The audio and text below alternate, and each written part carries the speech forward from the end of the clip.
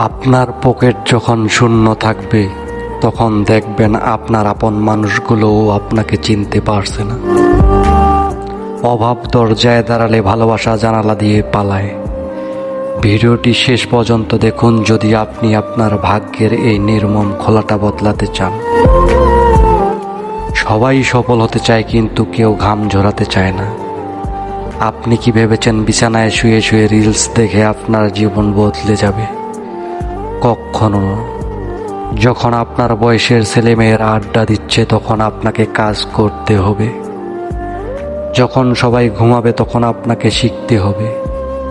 মানুষ আপনার চোখের জল দেখবে না, তারা দেখবে আপনার গায়ের দামি গাড়ি আর সফলতার গল্প।